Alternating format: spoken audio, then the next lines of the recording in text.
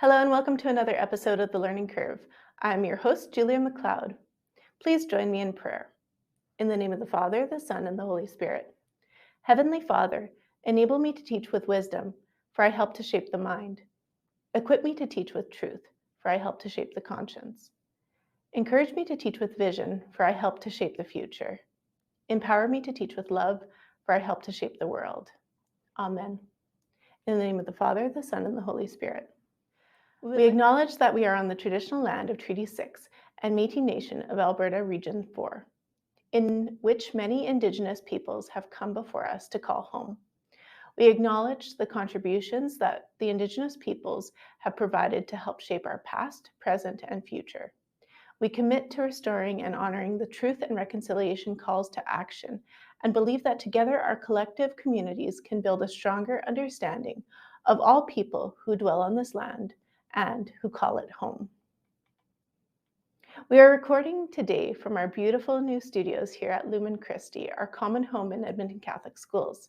Today's episode title is Student-Centered Assessment in the IB.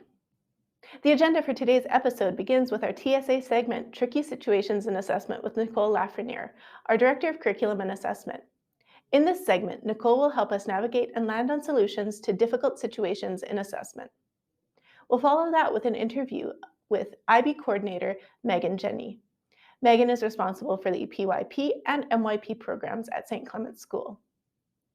We'll follow that with We're Still Doing That with Deputy Superintendent Tim Cusack, where he'll help us explore outdated assessment practices and offer solutions to help us move forward. That's the plan for today. Let's jump right in.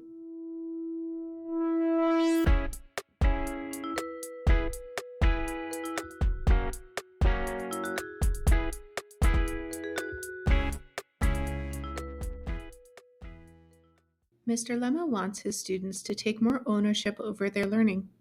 He is finding it difficult for his students to focus on the formative assessment and feedback process. What could help Mr. Lemma?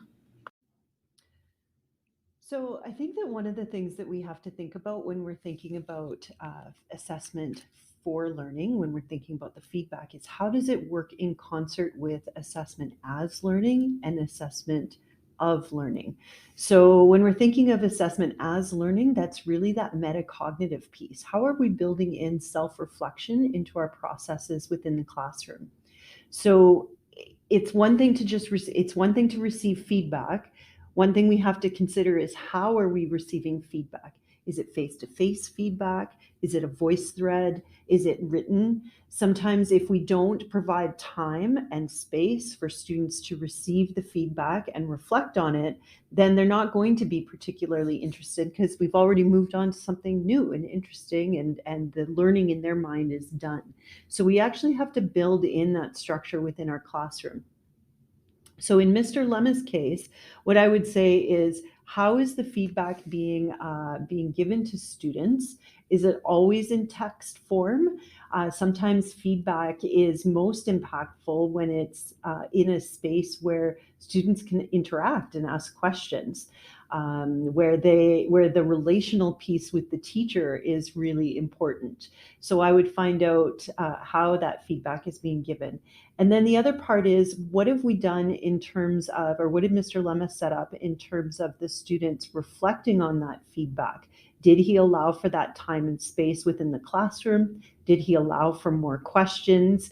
Is there an element of peer-to-peer conversation about the feedback? And then that's where it then goes to the summative piece. Now, do we link back to the reflection and link back again to the formative feedback? So there's that really nice chart about formative feedback loops from the Alberta Assessment Consortium. That's something that, if you're interested in this particular topic, that I think that is well grounded in research, that I would send teachers back to. But that's what I would say to Mr. Lemma, is how has he structured it? Without knowing, it's pretty difficult to say. But I think just getting teachers to think about how assessment as learning also impacts the summative piece and the formative piece. Welcome, Meaghan, to the show. Thanks for having me. We're so excited to hear from you today. Meaghan is an IB coordinator, an International Baccalaureate coordinator for one of our IB schools here at Edmonton Catholic Schools. So she's going to bring that perspective of a program that overlays over top our curriculum. So for our listeners who don't know, can you give us a rundown of the IB and the coordinator role? Yeah, sure. So the IB, International Baccalaureate, is a framework for learning, and it's a conceptual framework. I always like to use the mission statement of the IB, and the mission statement states that the International Baccalaureate aims to develop inquiring, knowledgeable, and caring young people who help create a better and more peaceful world through intercultural understanding and respect. To this end, the organization works with schools, governments, and international organizations to develop challenging programs of international education and rigorous assessment. These programs encourage students across the world to become active, compassionate, and lifelong learners who understand that other people, with their differences, can also be right. So the aim of IB programs is really to develop that internationally minded bit in students and get them to recognize that common humanity and the shared guardianship of our planet. International mindedness is a whole other thing in itself. It's a complex concept. It captures a way of thinking, being, and acting. It's characterized by openness to the world and a recognition of our deep interconnectedness to others. To be open to the world, I think that we need to understand it. IB programs provide students with opportunity for sustained inquiry and into a range of local and global issues.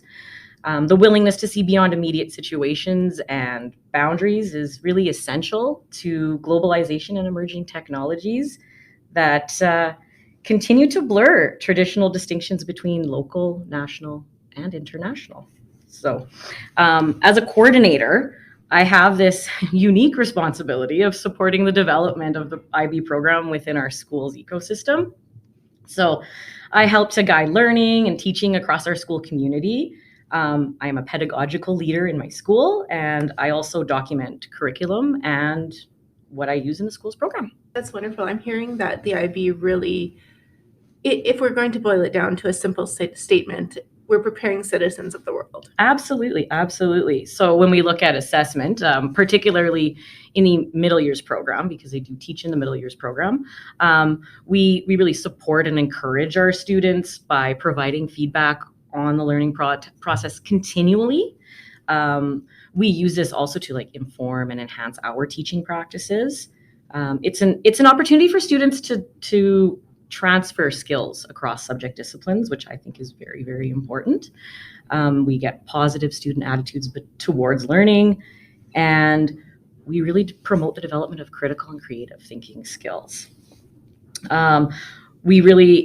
Our goal is to support the whole student. We really like the holistic nature of the program.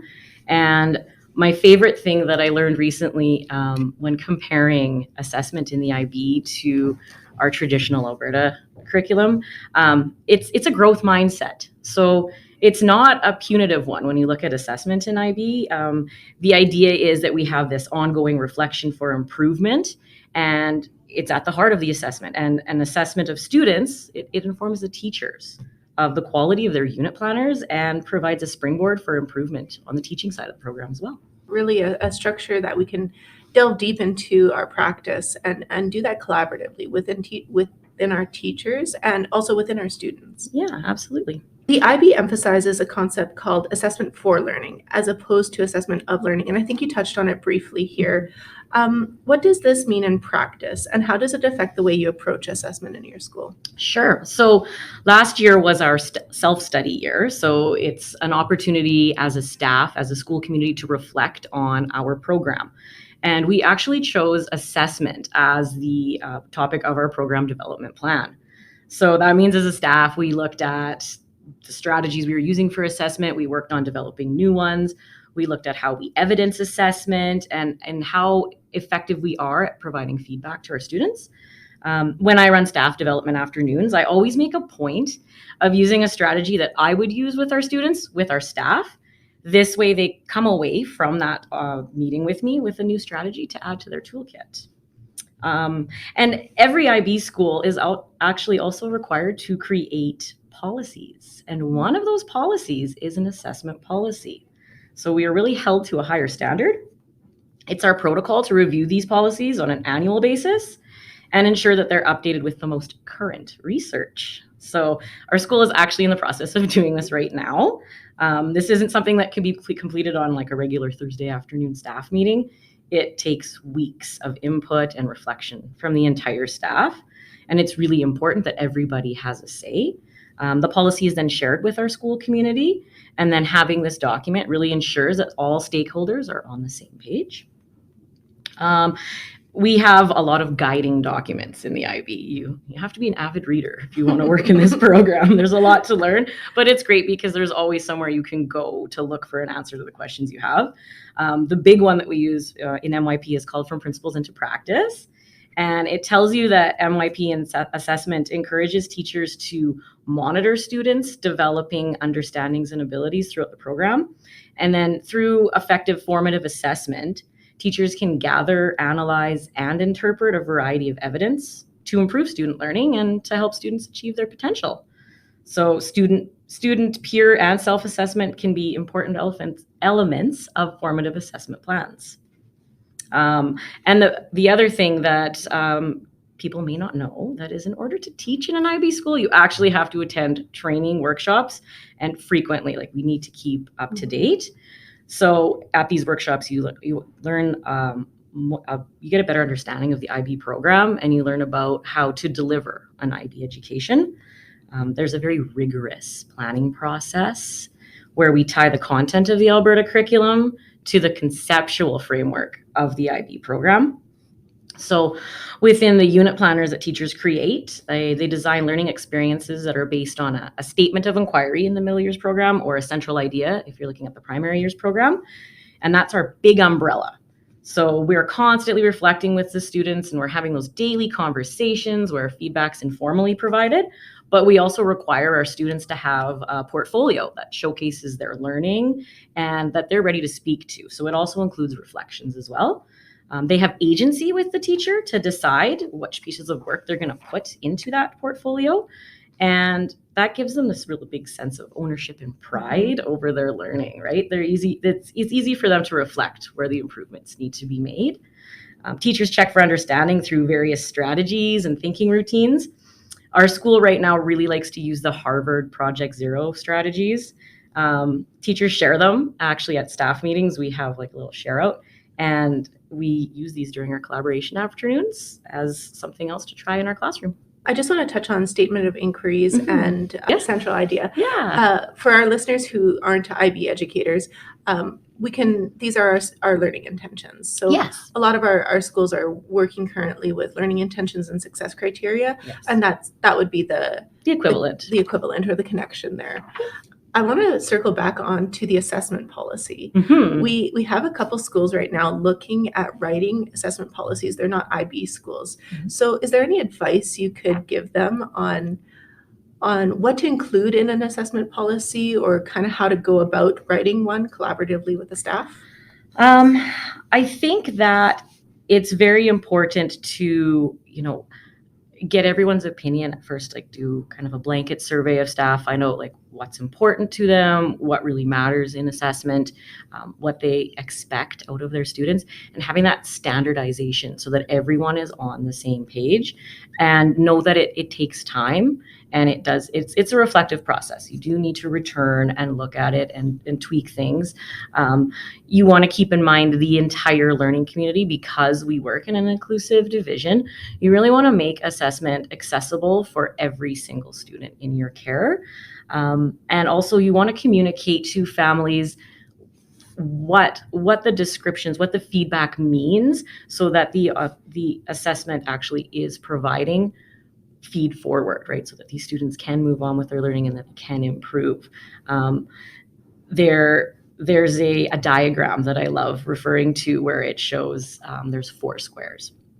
And the biggest square is the feedback square. It's just monitoring that learning and providing that feedback. The actual reporting square is very, very, very tiny in the bottom corner. So it's about the process, not the end product, really. We want the students to really engage in the learning, not be very passive, so that when it comes to the assessment, they can really be their authentic self.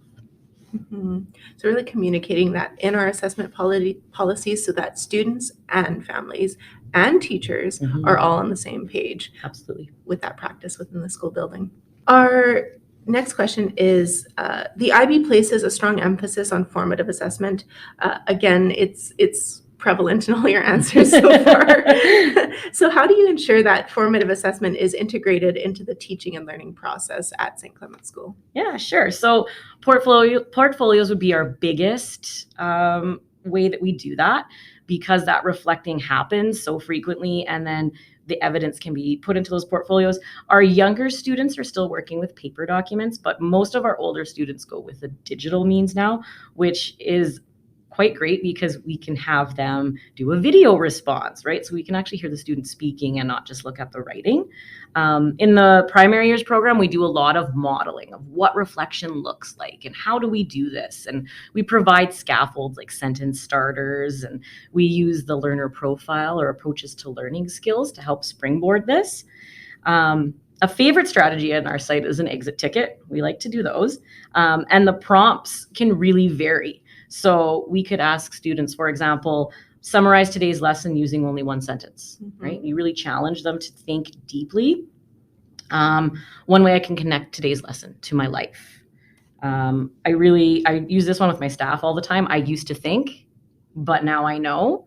So that also helps teachers drive the learning as well, because then they can see where the gaps are. And another one that we really, really enjoy to use is something I still don't understand about today's lessons. So that's, so we know where we can kind of dig in next, where those big questions are coming from. We like to co-construct criteria before we do a summative assessment. And so this also really gives the students ownership over their learning, and not to mention a better understanding of the task in the first place. As teachers, we're expected to self-assess after delivering a learning engagement. So we actually reflect on our unit planners. We use a program called Toddle, and this is where teachers type in anything that comes to mind. And this is something you can visit daily. It's not a wait till the end of your teaching of the unit and then go in. You actually do it right away. What? Are we still doing that? Summative assessments only? If I'm going to be put in to play a game and I step up to the plate and I've not had any practice, odds are I might not hit the ball. I might strike out. The same applies for the formative approach. So when we think of getting ready for a game, practice, game, we can think of that game as more of a summative opportunity. So when we think of a writing sample, when we think of tests, quizzes, if they're only ever summative, and that is a final locked in, no changing final answer, the grade you get is what you get, that really defeats the purpose of building a cumulative understanding of student growth and development over the span of a school year. We need to give opportunities for students to demonstrate what they know in a variety of ways. Formative assessment allows for feedback, coaching, improving, understanding the concepts, the areas where we can focus on and improve. If we only ever look at that as summative, then we're locking our learners in time and space when we think if I did that in September or in November, yet come April or May, the student has tremendous success or greater levels of success than they did in the fall with a similar concept. Why am I punishing them by locking them summatively into something that isn't accurate anymore later in the year? So having more formative opportunities is critical before we get to a final summative piece. So if you are leveraging more like test quiz as summative pieces, we need to stop doing that. I don't know. What do you think? And then you can look at this the next time you go to teach it and take that feedback and go, oh yeah, that's what didn't work. Maybe I should try this next time. So it's very reflective on the teaching end as well.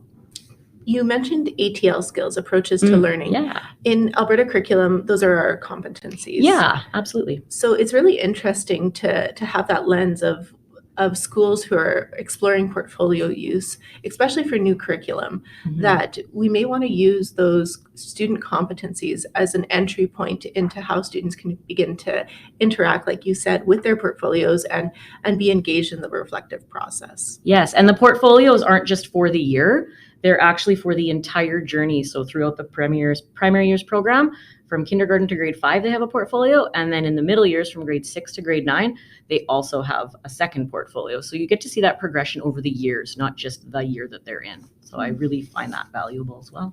Thinking about some of your students who have been in the IB program for several years, and they've been interacting with portfolios over, let's say, 3 to 5 years, do you notice anything in their behavior towards learning? It's second nature to them. They really, as soon as we say, oh, we need to reflect on our learning, yep, right away they're in there typing out what they think. They can say, oh, you know, how what would really have helped me, or this would have improved so much more if I would have done this. They don't complain about it. They're like, oh yeah, it's something they know they have to do. Some students will just do it without even being told. Like, we do provide parts of classes, like maybe 15 minutes at the end, I need you guys to reflect in your portfolios. Some of the students will do it on their own. They don't need the prompting from the teacher. They'll go and do it on their own time. So they're equipped with the tools to be able to reflect, and they know it's something that needs to be done, and they see the value in it. Yeah. And because it's been built into the school community, they've had so many opportunities to practice as they move forward, and practice with different teachers as well. Absolutely, because everybody has different teaching styles, right? The International Baccalaureate, especially in the MYP, the middle years program, has set assessment criteria that it uses across the program and across the subject areas. Can you talk about these criteria and how they are used to evaluate student learning? Sure. So it at first glance, it looks like a lot. There's subject specific criteria. So just as there's subjects in Alberta education, same thing in the IB. They might have a different name, but it's the content of the Alberta curriculum is taught under that conceptual umbrella. There's 4 criterion in every subject group. So there's an A, a B, a C, and a D. The criteria vary according to the learning expectations in each subject group, of course. So they would be specific, to math or to science or to social. So the descriptors, they show the depth of the understanding. So when you look at an IB criterion, you have the objective at the very top. So that'd be like your learning intention, right? And so it tells what the students should be learning. And then there's criterion strands. So they're the developmental requirements at each level in the MYP. And then we also have, depending on the year of the program, there's assessment criteria for each year as well. So you see that the progression as the students continue to learn. Within those criterion, we also have achievement bands. So there's 4 bands that have their own descriptors. And those band descriptors describe the range of student performance in the various strands of each objective. The other really important thing is that these criterion contain command terms. So command terms are embedded into the objectives and assessment criteria of each subject group of the MYP. So they have their own specific ones depending on the subject group. The outcome of using command terms is that students understand and know what to do when they're asked things like describe as opposed to discuss, or to infer as opposed to maybe explain. I recently learned that when you look at all of the criteria across every subject as a whole, and then you compare it with like Bloom's taxonomy, you're going to notice a correlation between the progression on the Bloom's chart and the progression of the MYP criterion. So criterion A, generally speaking, requires lower level thinking. It's our knowledge criterion, right? What can you spit back out to me? What have you learned? So when we look across the chart all the way to criterion D, you're going to notice that the command terms are linked to higher level thinking. So you're going to be asking students to synthesize and evaluate when you get over to criterion D. So again, generally speaking, when you move from A to D, the application of skills and understandings increase. So, and this criterion is marked on a 0 to 8 system. So it's not punitive. So for example, if students, we're used to seeing that students begin with 100%, right? But when they have an error, their grade drops. In IB assessment, students don't receive those deductions, but rather they rise to the achievement levels. And it's important to note that we are actually mandated by the IB. It says right in our From Principles into Practice that schools must regularly report progress towards the MYP objectives using the prescribed subject group assessment criteria. So we have to use them. It's not an option. And the criteria for each subject group represents the use of knowledge, understanding, and skills that must be taught. And they encompass the factual, conceptual, and procedural dimensions of knowledge. That's a lot of information and maybe a lot of terminology that most of our teachers aren't familiar with. But if we're going to boil it down to some of the things that you said, that 0 to 8 scale is levels of achievement. It's a proficiency scale. So it's not grading in the traditional sense. It's actually grading in an outcomes-based way. It is. So we're focusing now on the mastery of these learning outcomes and how can we build up our students into that mastery. And like you said, they're working from the bottom up. So how are you getting there? And some students may enter in at the middle and some students may enter in at the top, but we're working with all our students in the understanding that you can go further, you can keep developing, you can keep growing. So that's what that scale is for our listeners who aren't IB educators. Yes. And we still do assess on the Alberta side too. We still have the traditional grading, but we'll get into that a little bit more later. In the MYP, so middle years program, students complete a personal project that is assessed according to a set of criteria as well. So they have their A, B, C, and D criteria as well. Can you describe the use of this criteria for the personal project and how it aligns with the overall philosophy of assessment in the IB? Sure. So this year is actually the first year that St. Clement's doing a community project instead of a personal project due to restructuring in the program because we are now a 4-year program instead of a 5-year program. So all 4-year programs do the community project. It's more of a collaborative effort between the students, whereas a personal project would be more independent, more of a passion project, whereas the community project addresses a need in the community. So the students, they start by looking at how they can make a difference in the community, what they're passionate about, and then from there, they do research into hot topics and decide what they want to do as their actionable piece. So throughout the project, the students are required to keep a process journal. And it's a collection of entries that we use to record the progress through each phase of the project. So in this process journal, they might record thoughts, developments, brainstorming, their research. It could be like processes, accomplishments, challenges, different interactions with sources, because we do try to get our students to interact with the community and other teachers in the school. They store information there. It's where we really look at that academic integrity. So they would cite their sources and of course, reflection, always reflection. So they get to reflect on how things are going during their project, what needs to change. And then as mentor teachers, we look at those process journals and we see how we can support those students. Like you said, the criterion for the project are the same thing as a subject specific. So we have A, B, C, and D. It follows actually the design cycle criteria, which it contains 4 phases. So you've got the investigating phase. So that's when they're, how can I make a difference, right? And then they do their research. Then we have the planning phase. So, okay, how am I going to take action? What is this going to look like? Do I have a schedule? Are there any conflicts? What's my timeline for this? And then we have the taking action phase, which is where our students are right now. And it's awesome to see these kids so passionate about the item that they investigated and actually seeing them bring that to fruition.